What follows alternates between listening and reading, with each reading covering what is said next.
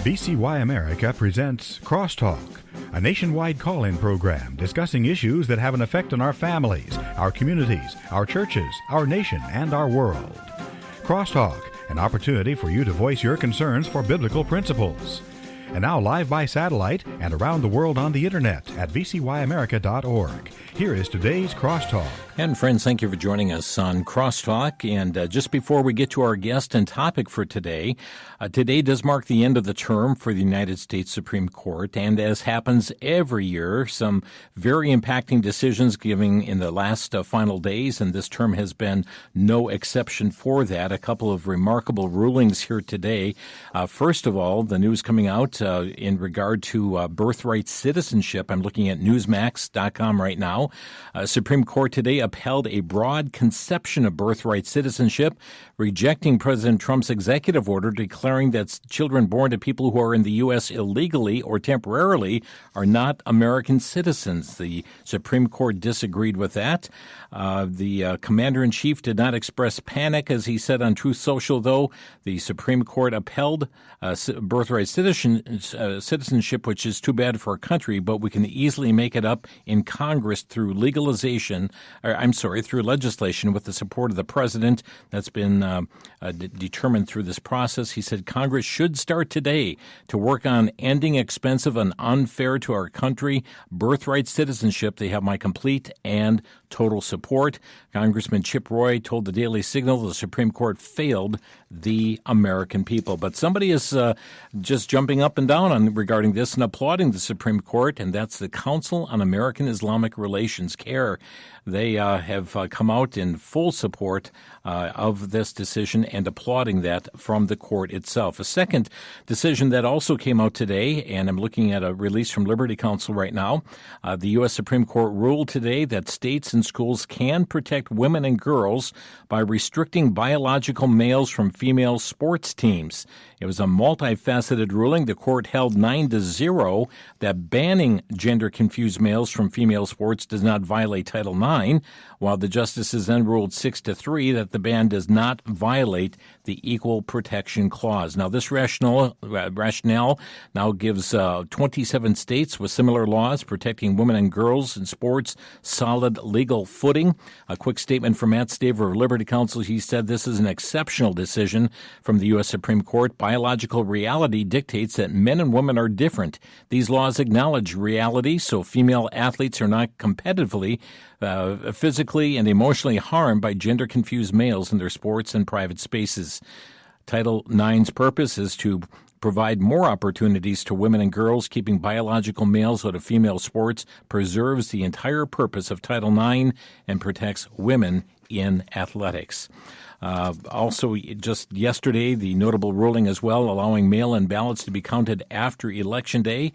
No doubt we'll try and go further into these matters here on future crosstalks, but wanted to bring these notable rulings to your attention. And friends, all the more important, again, a reminder to be praying for our president, our nation, our justices on the U.S. Supreme Court, the appellate court justices, those who represent us, just as Scripture encourages us to do as well. Well, ladies and gentlemen, our nation is celebrating 250 years of independence. We have something in this nation like no other nation on earth.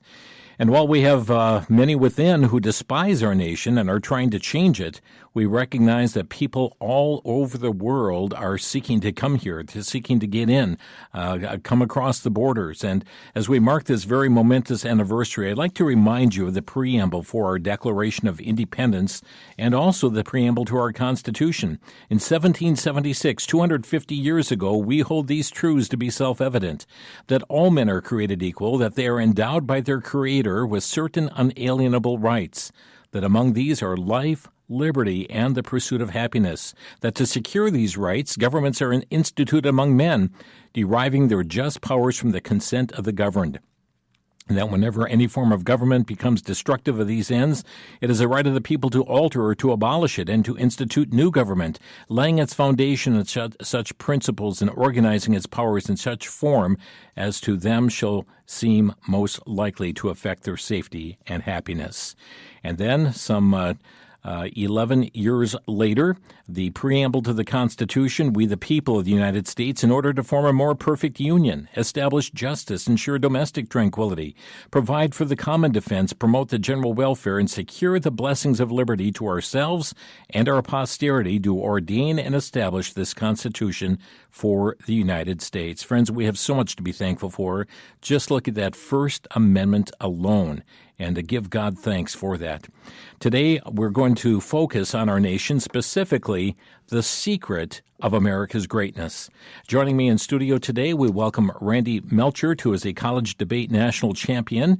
He did earn a master's degree in church history from Trinity Evangelical Divinity School, graduated from the University of Wisconsin Law School, founded a Christian school in Milwaukee, leads tours of America's spiritual history, hosts Our Christian Heritage, which airs not only on WVCY television, but is available on demand also at vcy.tv. He started ChristianHeritage.info. It's a website that lets you find the nearest historical sites around you with just a click of the button, click of the mouse, including many guided videos by Dr. Erwin Lutzer. Randy's also a member of our VCY Board of Directors. And Randy, good to have you in studio today. Glad to be with you today. So, as I stated in your bio, you host a program, Our Christian Heritage, and that airs on vcy.tv. And you've planned many trips that focus on the Christian heritage of our nation. Tell us about that passion that you have for our Christian heritage. Sure. It comes back to something that we all long for. One of the ways that Jesus talked was in stories, that there's parables, that these stories, with my young children, they always want to hear a story. And when you hear these stories of America's history, there's stories you can hear of our Christian heritage in other countries, but in America, when you especially can go back to the places in Washington, D.C., and you hear the stories of how the events that happened there. We think in recent times of those of the lawyers who fought, as we were talking about legal cases, when we could see Roe versus Wade overturned. We look back at places in New York City where George Washington was inaugurated as president, and they have his Bible right there on Wall Street. The stories in Massachusetts of Plymouth Plantation, as you can stand there on the banks and feel the cold and think about what our forefathers went through. Those stories really draw out from us an appreciation for what our forefathers have gone through. Why do you think it's so important we remember these things? Well, if we don't know where we've been, it's hard to tell where we're going. Today we look around and we realize, there's people who don't know, who don't appreciate. In fact, just saw a poll that only 14% of Democrats say that they're extremely proud to be an American. Mm-hmm. We see reports where people are afraid to fly the American flag, where they are ashamed of their country.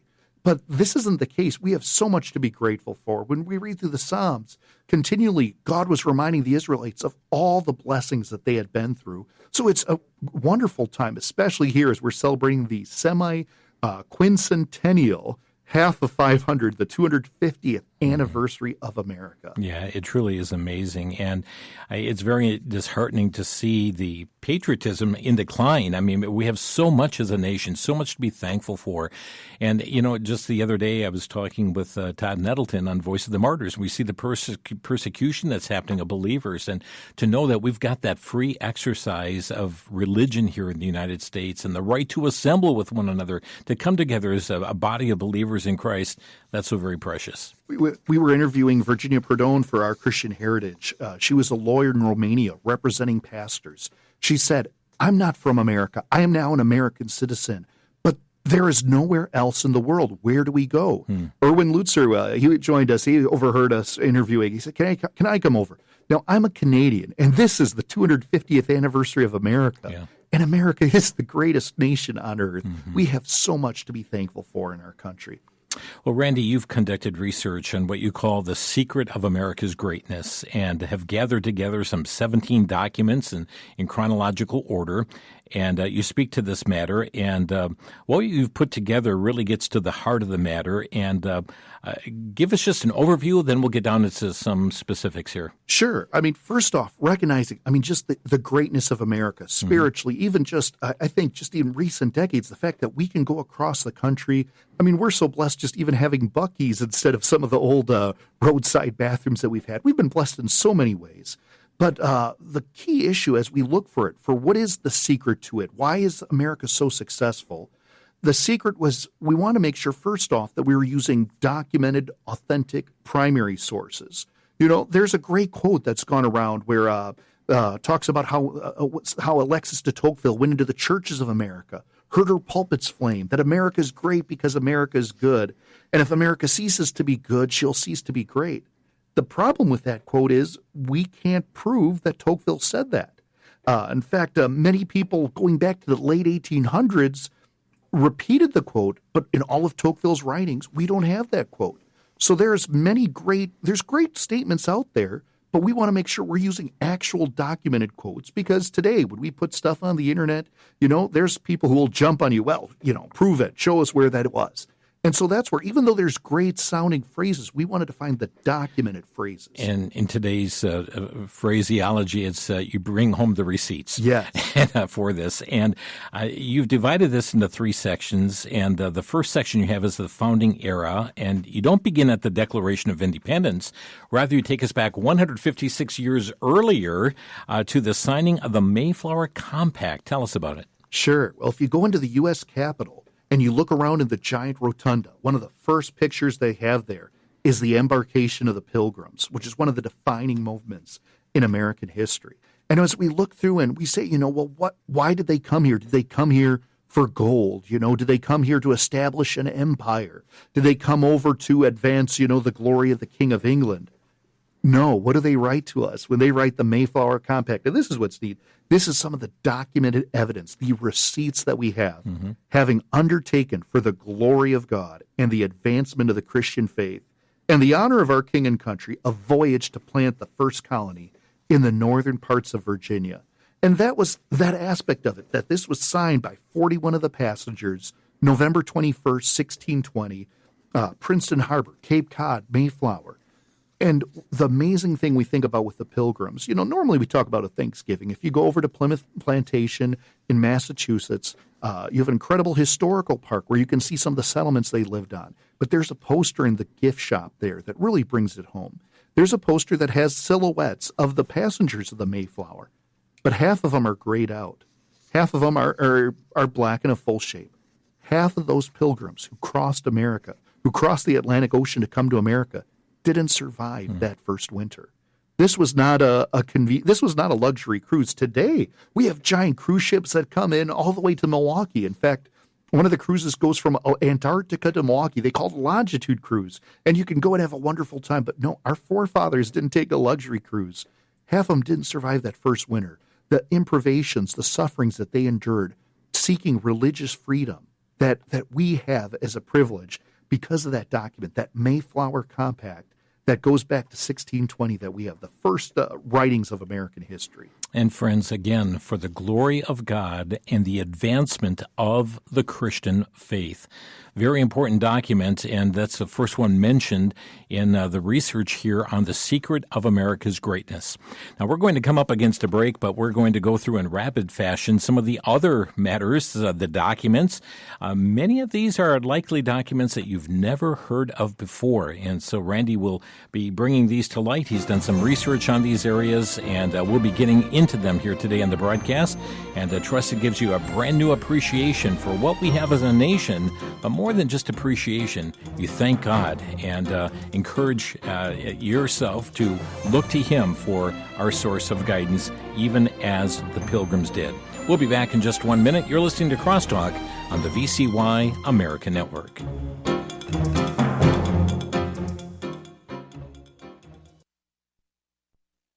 Back to Genesis with Dr. John Morris, scientist and creation researcher with the Institute for Creation Research.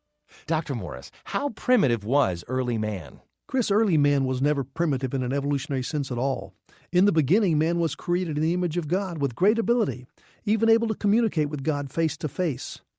All this was before sin, however, and we've been deteriorating ever since.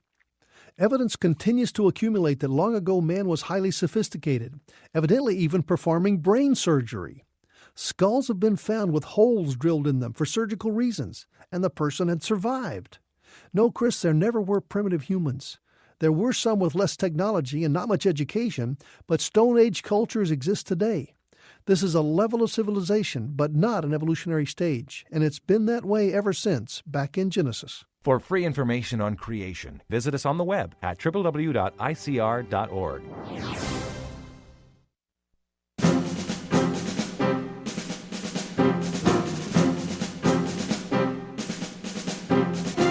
This is Crosstalk on VCY America. Randy Melchert, our guest today. We're talking about the secret of America's greatness and talking about a number of documents and sometimes letters, and to give us some background information regarding those who found our nation and continued on the pathway toward keeping our eyes fixed on the Lord Jesus Christ.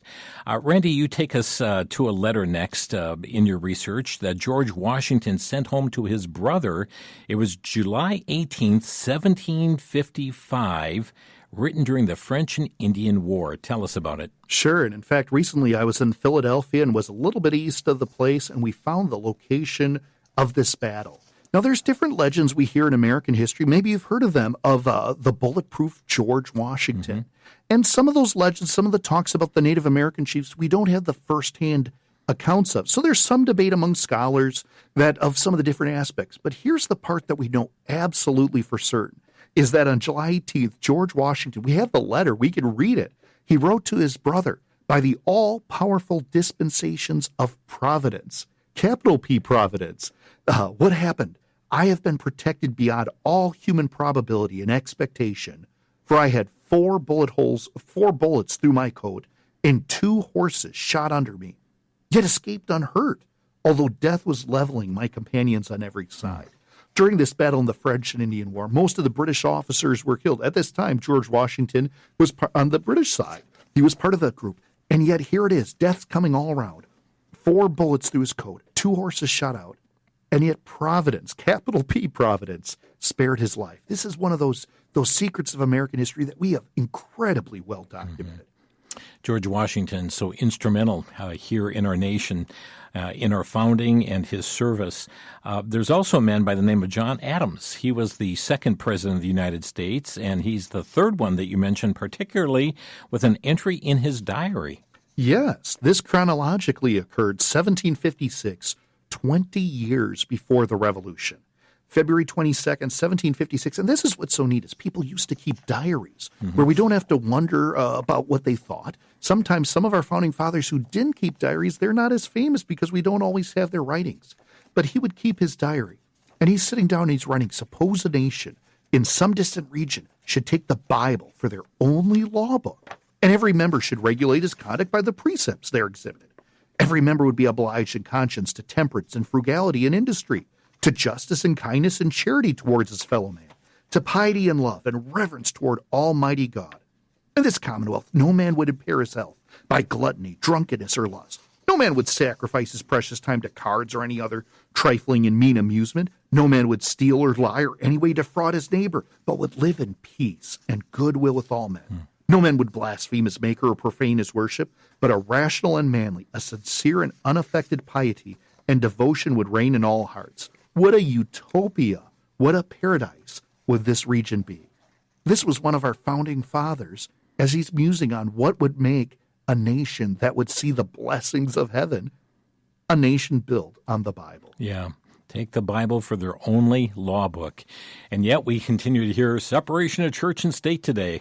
Oh, Christian nationalism. I remember talking to somebody just downtown here. There was an event, and they said, well, I don't think we should mix government and religion. I was like, well, I don't know about you, but I kind of wish that our lawmakers wouldn't lie to us, that they wouldn't steal from us. You know, I hope they'd kind of keep their marriage vows, too. I don't think that's a bad thing. She admitted, you might be right on that. Yeah. Well, as we continue in the founding era, you take us to a place called Meditation Rock. I'm guessing many people have never heard of Meditation Rock. Tell us about it. No, this is a rock, Fredericksburg, Virginia. In fact, they used to have postcards about it. I was on eBay and found a postcard of this place. Meditation Rock, Mary Washington's favorite spot. Now, we've all heard of George Washington, but very few of us have heard of Mary because Mary was his mother. And so Meditation Rock, there's historical marker. It's been protected well. And there's a note here on the back of this postcard. Beautiful postcard, has a nice little sunset scene. But it says here, Mary Bell Washington prayed for the safety of her son and country. during the dark days of the Revolution. There's on the historical marker, it talks about the National Mary Washington Memorial Association, that they raised funds to build a monument. You know what they realized? This was back 1960s. They realized, hey, wait a minute, we're losing our history. We need to record this place. This place was special because George Washington's mother came here almost every day to pray for her son. How did those dark times of Valley Forge, how did America survive? Well, George Washington had a praying mother. Yeah. Wow, what a challenge for moms today. Exactly. I mean, that opportunity of, you know what, Mary couldn't go out and fight. She couldn't take on the British Empire, but she could pray. Yeah. And today there's a historical marker because of a praying mother who prayed for her son. Maybe that's why Providence spared his life. You know, maybe there was some impact that praying mother, that when you have 4 bullet holes through your coat, but that George Washington survived. Yeah. Because of that praying mother. You know, it's also amazing, and we go through the armor of God in Ephesians chapter 6, we see that power of prayer that comes through as well. It's not a battle of flesh and blood, but prayer, the work of God, very much at work as well. It is. Well, next is what's called Washington's Circular Letter. Tell us about it. Sure. So Revolutionary War comes, it finishes miraculously. The United States of America defeats the largest empire. And then George Washington does something unprecedented. The King of England said that he must be the greatest man in the world, because when this battle was all over, he didn't become King, His Excellency King George I of America. He resigned. And kings didn't do that. Here it is, he resigns. But what does he do? He writes a letter to the peoples of the United States. A circular letter, it's called. In fact, at Washington's grave, we've been there with groups. We've been able to lay a wreath. And when you're doing that, they read as a prayer from his circular letter, what was his prayer for the nation?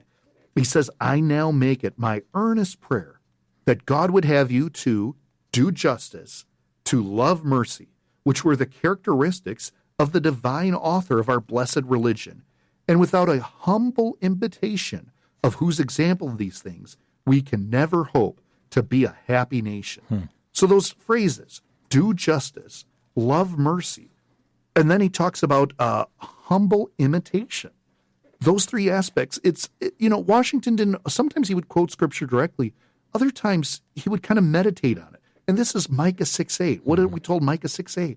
Do justice, love mercy, walk humbly with your God. You know what? That was Washington's prayer when he's resigning, when everyone from the country is looking at him. What are we going to do now? What has he called America to do? But to do justice, to love mercy, and humbly imitate him. And he said, that's how we can have a happy nation. Randy Melchert with us today. We're talking about the secret of America's greatness. And friends, there's so much to, again, thank the Lord for as we, again, approach this 250th anniversary of our nation. And just reviewing documented research. And friends, we'll be sharing with you a website here momentarily as well. Be ready to write it down where you can actually access this information and click on a link to take you to that source document as well. But next on the list is an address from Benjamin Franklin. Tell us about that address. Sure. So it's 1787. All right. Washington resigns. The Article of Confederation was struggling. America's all the different states, they were struggling to form a nation because Massachusetts would do one thing, Virginia would another. Then all of a sudden they decide, we need a new form of government. We need a constitution. But there was bickering, there was disputes, there was arguments. Now, Benjamin Franklin, if you hear the secular news, they say he was an agnostic. He was a deist, that he was one of the, he was, he was not probably the model of virtue. Maybe you've seen the recent movie of The Great Awakening. However, he had a great friend named George Whitefield, and Whitefield had an impact on him. Now, there's different things that we could say, well, what did he really think inside? We don't know what he really thought in his heart, but we know from his journals, and we actually have in his handwriting what he wrote and what he gave as a speech to the Constitutional Convention. You see, it was deadlocked, and it's in hot days like the summer we're in today, arguments, tempers flared. And so then Benjamin Franklin stands up, and he says, and this is what's amazing, we have this in his handwriting, I have lived, sir, a long time, and the longer I live, the more convincing proofs I see of this truth, that God governs in the affairs of men. And if a sparrow cannot fall to the ground without his notice, is it probable that an empire can raise without his aid? We have been assured, sir, in the sacred writings, that except the Lord build the house, they labor in vain that build it. I firmly believe this, and I also believe that without his concurring aid, we shall succeed this political building no better than the builders of Babel. Wow. This was Ben Franklin, one of the least religious. We hear from Bill Federer and everything. They'll tell you about the ministers that were part of it. Mm-hmm. And many would say that, Ben Franklin was probably the least devout. So if this is the least devout man in that Constitutional Convention, you wonder what the others there would have said as well. But just this reminder, except the Lord build the house. And this was the focusing that Ben Franklin realized we needed to have at that Constitutional Convention. Yeah, and friends, a lot of back and forth at that convention, but gave us the very Constitution that we have, sent out then to the states for ratification. And that is not 1776, but we're looking 11 years after that time frame. Let's also take a look here. This is followed by a letter from George Washington to a Hebrew congregation as well. And in this as well, there's also kind of a correlation to another passage from Micah. There is. Daniel Dreisbach, he's a professor. We've actually had him come to one of our tours of D.C. He met with us. He's a professor there, wrote the book Reading the Bible with the Founding Fathers, published by Oxford University Press. All right? Fairly prestigious group. So he was talking about how the Founding Fathers used so much of the Bible in their writings that oftentimes when things would get published in Europe, they'd had to include footnotes. George Washington wrote many different letters, and so all of a sudden the Hebrew congregation was asking him, well, we're a religious minority. Will we be tolerated in this country, or will we be expelled? The Jews had been expelled from Spain in 1492. George Washington writes, may the children of the stock of Abraham who dwell in this land continue to merit and enjoy the goodwill of the other inhabitants, while every one shall sit in safety under his own vine and fig tree, and there shall be none to make him afraid. Now, this phrase may not be familiar to you. However, this phrase is used several times in the Bible. This was actually one of George Washington's favorite phrases. When we look at Micah 4:4, there was a promise there that Micah was looking forward to the land. What is the land that God blesses? What does it look like when we obey him and we see his blessing? But they shall sit, every man, under his vine and under his fig tree, and none shall make them afraid, for the mouth of the Lord of hosts has spoken it.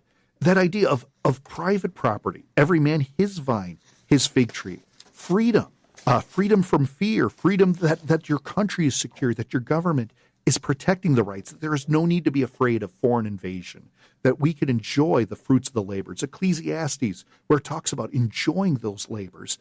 And George Washington, this was one of his favorite phrases to quote from the Bible. The fluency that he had of pulling phrases that, this wasn't John 3:16. We'd consider this today a relatively obscure portion of the Old Testament. But this was George Washington's, one of his favorite phrases that he would often use, quoting the Bible, seeking those blessings that God would have. Friends, you're listening to Crosstalk on VCY America. We're talking about the secret of America's greatness, and Randy Melchert has put together a lot of research in this regard, and kind of working through this research to get to that secret, what has made this nation great. And Randy, we're going to get to Patrick Henry in just a moment, but you've actually put this up on a website to give our listeners access to it. We do, secretofamerica.com. When you're looking for some of the stuff, perhaps, hey, it's July 4th is coming. Maybe if you're a pastor, or if you're a pastor listening, you're looking for a quote for 4th of July. These are the documented sources that you can see the original sources. Secretofamerica.com. And friends, we'll be back in just 1 minute and continue on our journey through the secret of America's greatness.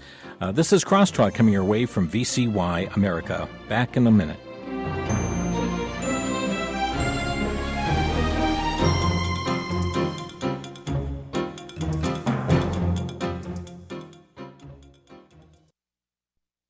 Kristen Rosa is propped up on pillows in a hospital maternity ward, nearly 9 months pregnant and about to give birth to twins, and knows one of them likely won't survive.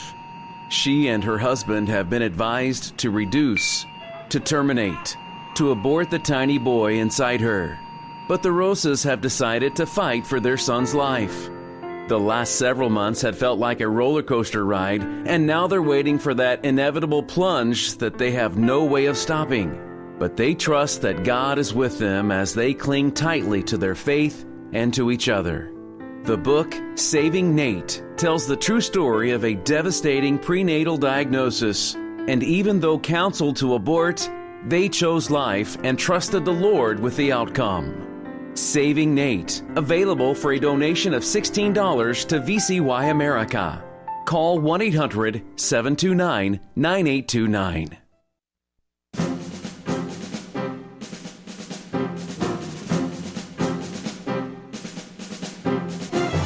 Celebrating 250 years as a nation. Friends, so much to be thankful for. Here in the United States of America, and there are many who do a lot of trash talking regarding our nation itself. Oh, we don't agree with every decision. Some of you are applauding Supreme Court decisions. Some of you are certainly speaking in opposition to them. There's a variety of back and forth here. When you look at our nation as a whole, again, we have so much to be thankful for. And we're looking at so many of these founding documents and founding eras. Sometimes it came as a diary entry or a letter that was submitted as well. And we're kind of working through this in The Secret of America's Greatness. And friends, you can find all these listed along with hot links to take you right to the documents that we're speaking of at secretofamerica.com. secretofamerica.com. Write that down, check it out, and kind of work through these various letters and statements that were being made. Randy, Patrick Henry is next on your list, and first of all, speak to that famous statement that he made that so many are familiar with, but he also to find something that people will not be familiar with, something that he wrote in his last will and testament. Sure. Most people, when they think of Patrick Henry, they think of give me liberty or give me death. Mm-hmm. The problem is we don't know that he actually said that. The challenge we have is that now I've been there to St. John's Church in Richmond, Virginia. I've sat in there where on March 23rd, 1775, the Virginia Second Virginia Convention occurred. We know the place, we know the date, we know the speaker. However, we're not sure exactly what was said. The problem was that over 40 years after he delivered the speech, 18 years after he died, his biographer published a posthumous reconstruction of the speech. The problem was his speech was so powerful, nobody bothered to write it down. They were so in awe of it. The version we have came about from people as they asked him, well, is this something he would have said? They tried to kind of piece together. The speech we're most familiar with is a reconstruction. By the way, this was how powerful it was when he gave it. Edmund Randolph, future governor of Virginia, said the convention sat in silence for several minutes. This was a loquacious group. They didn't sit in silence. It drove them to silence. George Mason, he wrote the Virginia Declaration of Rights. He said the audience lost control of their passions. Thomas Marshall told his son John Marshall, later Chief Justice, the speech was one of the boldest, vehement, animated pieces of eloquence that had ever been delivered. Edward Carrington, he was listening by a window. He was so affected, he asked to be buried there at the site of this church. Wow. This was a powerful speech. By the way, Thomas Jefferson said the greatest orator he had ever heard was Patrick Henry. Patrick Henry's pastor, by the way, went on to, his mother would actually take him to the Presbyterian church growing up. His dad was an Anglican pastor. Patrick Henry's pastor was Samuel Davies. When Jonathan Edwards passed away, the next president of Princeton was Samuel Davies. Patrick Henry came from a really great group of orators. But here it is, the one thing that we know, that again, in his handwriting, was his last will and testament. So what did Patrick Henry say? He said, all the inheritance I can give to my dear family, the religion of Christ can give them one which will make them rich indeed. He writes, I've now disposed of all my property for my family. There's one thing more I wish I could give them, and that is the Christian religion. If they had this and I had not given them 1 shilling, they would be rich. And if they have not that, and had I given them all the world, they would be poor. Wow. This is Patrick Henry, governor of Virginia, one of the leading voices for the revolution, one of the leading voices in the debates on the Constitution, the man who helped supply George Washington during Valley Forge. This was what he wanted to be known for. And this was his last will and testament. And friends, you'll find the link on that site, secretofamerica.com. And the next segment is The Secret of America's Greatness is a Republic Tested. And you focus on the years of 1825 to 1865. And you include first from the inaugural address from John Quincy Adams. The last of the Founding Fathers. He was just a boy during the time of the Revolution. Here it is, 1825. He's becoming inaugurated. And what does he quote?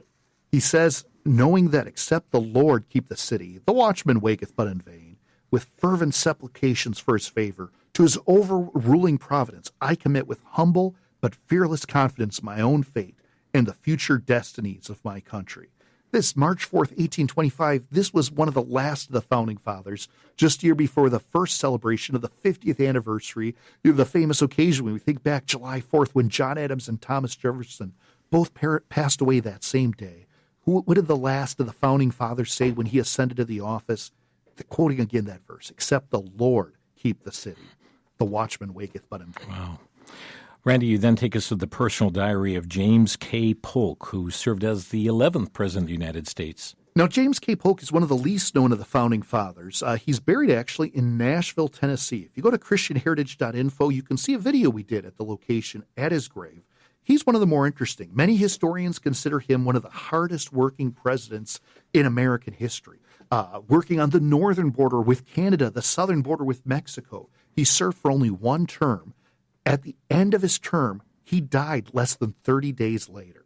While he was in office, he kept a diary, and it was quite an interesting diary. You see, he grew up, he loved to go to church. By the way, the K in James K. Polk stands for Knox. His mother was a direct descendant of Knox. His father was an atheist, but he loved to discuss with preachers, with revivalists.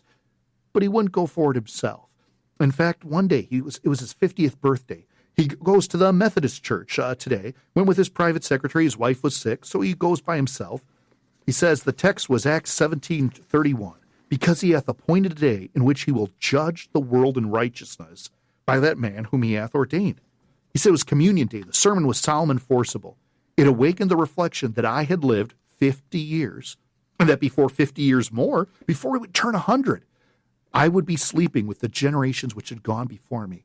I thought of the vanity of this world's honors, how little they would profit me half a century hence, and that it was time for me to be putting my house in order.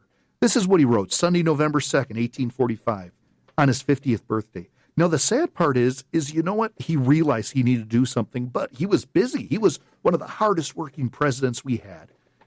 And it wasn't until after he left office, in fact, the day before he died. Now, this is the other neat thing that we have. This isn't just a legend we have centuries later. This is from the newspaper accounts. The New York Daily Herald reported it less than 2 weeks after he passed, okay? So this is a very contemporaneous account. What did James K. Polk do the day before he died? He realized he was in trouble. He calls for a pastor. He says, "Sir, if I had suspected 20 years ago that I should come to my deathbed unprepared, it would have made me a wretched man. Yet I am about to die and have not made preparation. I have not even been baptized. Tell me, sir, can there be any ground for a man thus situated to hope?" You know what? The minister talked to him, and he realized, James K. Polk said, "I go forward in the name of my Lord and Savior, Jesus Christ, whom I hope and believe has pardoned all my sins and washed me from all my iniquities." You know, I look at James K. Polk kind of like Donald Trump. President Trump has talked to so many pastors. You know, you see some of the statements he makes, and you say, you know what? I don't think it's clicked yet. You know what? James K. Polk, the day before he died, he cut it close, but the day before he died, he finally accepted Jesus as his Savior. Praise the Lord. Friends, you'll find the documentation and links for that, secretofamerica.com. Randy, you tell us then about Abraham Lincoln, our 16th president, in which you direct us to his second inaugural address. Which is a sermon. You could call it an address, but this is a sermon, especially compared to the first inaugural. There was a change. Gettysburg, the death of his son. We were just at the Lincoln Presidential Museum in Springfield, Illinois. You can read this on the walls of the Lincoln Memorial. Both read the same Bible and pray to the same God. Each invokes his aid against the other. But what does he say? Let us judge not, that we not be judged. The prayers of both could not be answered. That of neither has been answered fully in the Civil War he's talking about. The Almighty has his own purposes. You know, this was when he would write. He would say that woe to the world because of offenses, for it must needs be that offenses come. But woe to that man by whom the offenses cometh. Because what he's talking about, that Civil War was God's judgment on America. He said, if God wills that it continue until all the wealth piled by the bondsman 250 years of unrequited toil shall be sunk until every drop of blood drawn with the lash shall be paid by another drawn with the sword, as was said 3,000 years ago. So still it must be said, the judgments of the Lord are true and righteous altogether. Well, At this stage of the Civil War, Lincoln realized God was judging America. We need to submit to it. We think of brother shedding the blood of brother. More men were killed in the Civil War. More American lives were lost in that than almost all the other wars put together. He realized this was not just bad luck.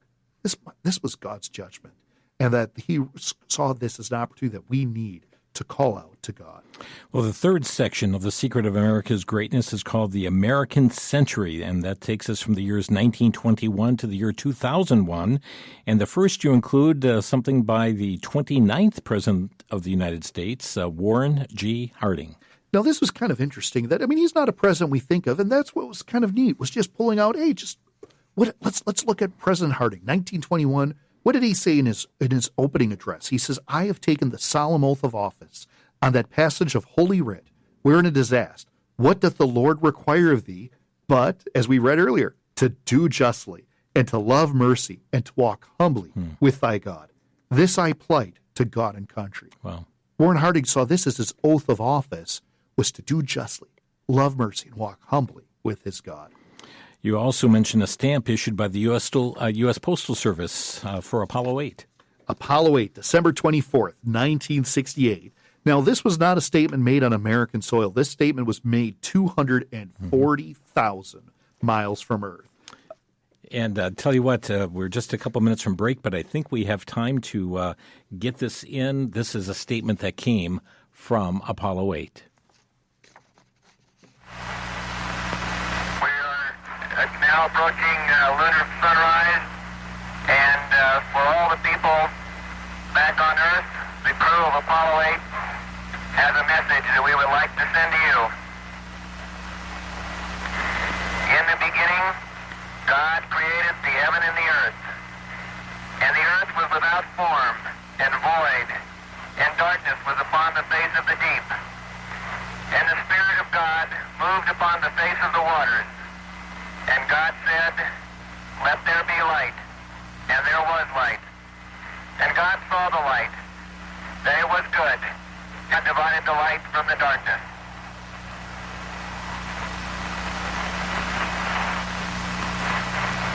And God called the light day, and the darkness he called night. And the evening and the morning were the first day. And God said, let there be a firmament in the midst of the waters, and let it divide the waters from the waters. And God made the firmament, and divided the waters which were under the firmament from the waters which were above the firmament. And it was so. And God called the firmament heaven. And the evening and the morning were the second day.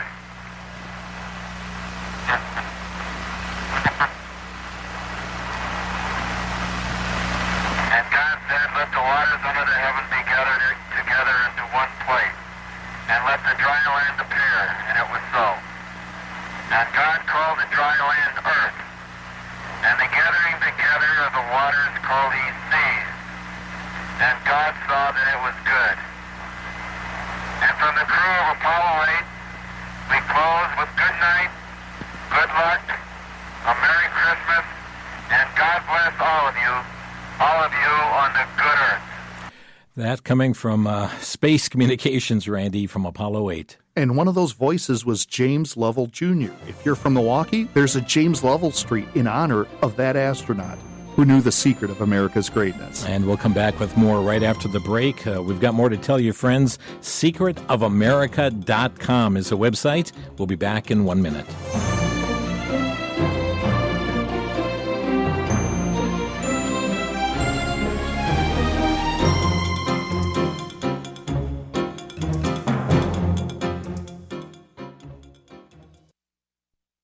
For the Worldview Report, I'm Brennan House. Our website's worldviewtube.com. I'm in Daniel chapter 6. The leaders and administrators around King Darius, they were jealous of Daniel. He was about to be promoted and be very high in the kingdom and over many of these men. And they sought to take him out, literally to have him killed. And what did they say? You remember this Jew from Judah, the captive, this Jew from Judah? Do you remember that, king? Of course the king knew that. They didn't have to add in the part about him being Jewish. That was anti-Semitism. Isn't it interesting and sad when faithfulness to God is called disloyalty to the state?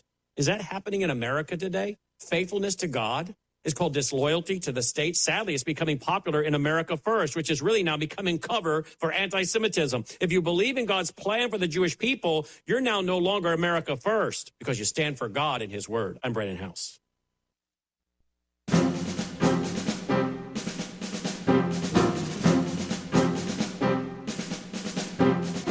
You're listening to Crosstalk on VCY America as we approach our 250th anniversary of a nation, the secret of America's greatness. With us today is Randy Melchert, who has done a lot of research. He, matter of fact, he hosts a TV program, Our Christian Heritage, which you'll find on demand at vcy.tv. That's vcy.tv. Also, christianheritage.info. christianheritage.info. You'll find lots of great information there, and this information we're talking about today at secretofamerica.com, secretofamerica.com, and just talking about the secret of America's greatness. We were just talking about Apollo 8. We played that transmission from space, and the U.S. Postal Service actually put out a stamp with Apollo 8. It was a 6-cent stamp at that time, and have those words, "In the beginning, God." Randy, I'm guessing that as we talk about the next matter in the book or in the research that you conducted, we're going to advance to the 40th President of the United States, Ronald Reagan. And while there are many who are familiar with him as president, I'm guessing that the majority of people are not familiar with the letter that he actually wrote to his father-in-law. Tell us about it. No, very few people are familiar with this. That's why we have a poster set. We've displayed it earlier in South Dakota, South Carolina, different events. This letter I try to blow up to full size. It's about 4 pages because it's an amazing letter to read. In fact, this was not even part of the presidential records at the Reagan Library. The author of a columnist in the Washington Post, of all places, and that's why I like when we can go to a source like the Washington Post, we're not going to expect it to have much about America's Christian heritage. Well, Karen Tumulty wrote that she was going through a cardboard box of Nancy Reagan's personal effects from the Reagan Library. She was doing research on a biography of Nancy Reagan. She quotes this letter with permission of the Ronald Reagan Presidential Foundation and Institute that allowed the Washington Post to reprint it. This is one of the most amazing letters you'll read. He starts out talking to Loyal. He's writing this letter to Loyal Davis, his father-in-law. His father-in-law was a doctor, was an atheist. And Reagan says, "I hope you'll forgive me for this, but I've been wanting to write you. I'm aware of the strain you're under, and I believe with all my heart there's help for that. First, I want to tell you of a personal experience I've kept to myself. I was governor. The problems were endless, unsolvable. He found himself with an ulcer. He said, in Warner Brothers, I'd never gotten an ulcer. I was doing Maalox, but I had constant pain. This went on for months. I had Maalox and was reaching for it all the time. Then one day, I was healed. I didn't need the Maalox anymore. I knew something was different. The mail comes in. First lady was from a stranger in the southern part of the state. She went to tell me she was part of a group that met every day to pray for me. Second letter was from a man, a stranger at the other end of the state. He was part of a group that met weekly to pray for me. He says, within the hour, a young fellow from legal came into my office. Governor, I think you'd like to know some of us on the staff come in early every morning and get together to pray for you. Coincidence? I think not. Went to the doctor, and the doctor said, not only do you not have an ulcer, there's no indication you ever had one. Reagan wrote, there's a line in the Bible, wherever 2 or more gathered in my name, there will I be also. He says, hey, Loyal, I know you're doubt, but could I impose on you? Some 700 years before the birth of Christ, the ancient Jewish prophets predicted the coming of a Messiah. They said he'd be born in a lowly place, would proclaim himself the Son of God, would be put to death for saying that. All in all, there were a total of 123 specific prophecies about his life, all of which came true. Now, this is a miracle. He says, but Loyal, I don't think that's as big of a miracle as the history of his life. Either he was who he said he was, or he was the greatest faker and charlatan who ever lived. But would a liar and faker suffer the death he did when all he had to do was just admit he'd been lying and he'd be free? A man of 30 years, without credentials as a scholar or a priest, began preaching on street corners, owned nothing but the clothes on his back, didn't travel beyond a circle less than 100 miles across, did this for only 3 years, and was executed as a common criminal. But for 2,000 years, he has had more impact on the world than all the teachers, scientists, emperors, generals, and admirals who ever lived, all put together. Reagan writes in his own hand, the Apostle John said, for God so loved the world that he gave his only begotten Son, that whosoever believed in him would not perish, but have everlasting life. Reagan wrote, all we have to do is ask God in Jesus' name to help. We only have to trust and have faith in his infinite goodness and mercy. He says, we've been promised that this is only a part of life, a greater glory awaits us. It awaits you together one day. All that's required is that you believe. Tell God you put yourself in his hands. Wow. Love, Ronnie. Wow. Friend, you've got a link to this letter on this website, correct? Yes, we do. secretofamerica.com. And friends, what a powerful letter. What a powerful letter from Ronald Reagan to his dying father-in-law. We only have 2 minutes left. You talk about the last call from Flight 93 as well. I was over in Pennsylvania. We're here at the Flight 93 Museum, where the men and women of that plane, civilians on a plane, joined together to stop Muslim terrorists. They're saved the lives. You can read about the 2 Air Force pilots that got called up to duty. They didn't know where the plane was. They didn't have any missiles. The only way they could have taken down Flight 93 was a suicide mission to ram it. But they didn't know where it was. The transponder was turned off. They weren't sure they could do it in time before. Who knows how many lives would have been lost. And yet, on that plane, there was a call from Todd Beamer that he's trying to call his wife, tell his wife I love her. He couldn't get a hold of his wife. The circuits were jammed in New York. He's talking to the phone operator, Elisa Jefferson, who's been on Crosstalk before. Yeah. And he's praying the Lord's Prayer with Lisa, our Father, which art in heaven. You know, he's Lisa recounted, Todd called out, you know what? Jesus help me. A few of us passengers are getting together. I think we're going to jump the guy with the bomb. Lisa's like, are you sure that's what you want to do? She's not a 911 operator. She's a phone tech. And here it is. She's talking with somebody on Flight 93. She says, yes. Todd says, yes, I'm going to have to go out on faith because at this point, I don't have much of a choice. She hears, are you ready? Let's roll. Yeah. This was Todd Beamer, Christian college graduate, a man of faith who's raising his family, had a couple of young children. And yet when the time came that terrorism came to his country, Todd Beamer prayed and said, let's roll. Amen. This is the secret of America's greatness. Randy, you close off your research with 3 Bible verses. Yes, those Bible verses that we read. When the righteous are in authority, the people rejoice. But when the wicked beareth rule, the people mourn. Proverbs 29:2. Proverbs 14:34, the righteousness exalteth the nation, but sin is a reproach to any people. And then finally, as we often read in 2 Chronicles 7:14, if my people, which are called by my name, shall humble themselves and pray and seek my face and turn from their wicked ways, then will I hear from heaven and will forgive their sin and will heal their land. Wow. The secret of America's greatness. Randy, thank you for the research, and thank you for coming in and sharing that with us today. You're welcome. Thank you for the privilege. And friends, delve into this information, and you'll find the links to these sources. Read that Reagan letter. It's powerful. secretofamerica.com. secretofamerica.com. And friends, a reminder to be praying for those who are in authority, that we might lead a quiet and peaceable life in all godliness and honesty. God bless you, friends. Thanks for joining us on Crosstalk. You've been listening to Crosstalk via satellite and the internet from VCY America. Views expressed may or may not be those of this station. For a CD of today's program, send a donation of $6 or more to VCY Tape Ministry, 3434 West Kilbourne Avenue, Milwaukee, Wisconsin, 53208, or download by RSS or podcast from crosstalkamerica.com. And join us again for Crosstalk.